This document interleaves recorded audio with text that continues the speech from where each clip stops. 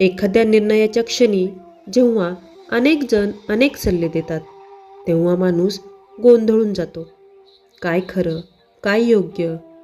भगवद्गीतेचा हा श्लोक हाच गोंधळ आणि त्यातून निर्माण होणारी मानसिक अवस्था अतिशय सूक्ष्मपणे उघड करतो.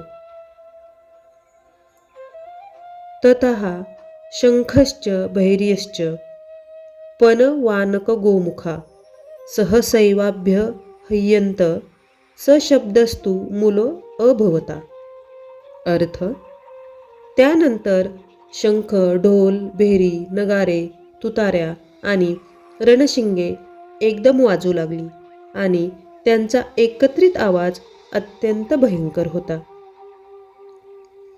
तात्पर्य: हा प्रचंड आवाज फक्त वाद्यांचा नाही, तर युद्ध सुरू होण्यापूर्वीचा मानसिक गोंधळ दर्शवतो.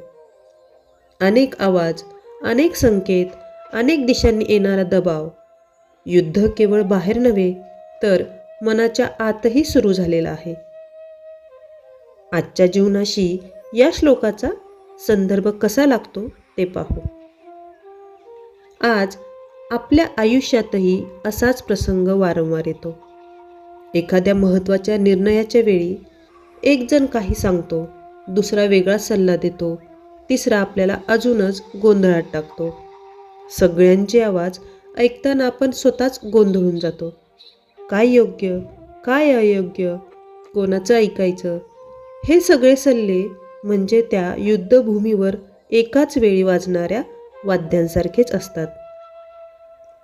गीता आपल्याला इथे एक महत्त्वाची आठवण करून देते की बाहेर कितीही गोंधळ असला तरी सर्वात महत्त्वाचा आवाज असतो तो म्हणजे आपला आतला आवाज. तुमचं अंतर्मन, तुमचं अंतरंग जे शांतपणे तुम्हाला दिशा दाखवतं. बाहेरचा गोंधळ थांबवता येईलच असं नाही, पण त्या गोंधळातही स्वतःच्या अंतर्मनावर विश्वास ठेवून निर्णय घेणं हेच खरं शहाणपण आहे. बाहेरचे सगळे आवाज ऐका, पण निर्णय घेताना आपल्या अंतर्मनाचा आवाजच शेवटचा असू द्या. हे विचार आत्मसात केल्यास तुमचे विचार शुद्ध होतील, तुमच्या जीवनात स्थैर्य येईल आणि निर्णयांना योग्य दिशा मिळेल. धन्यवाद. जय श्री कृष्ण.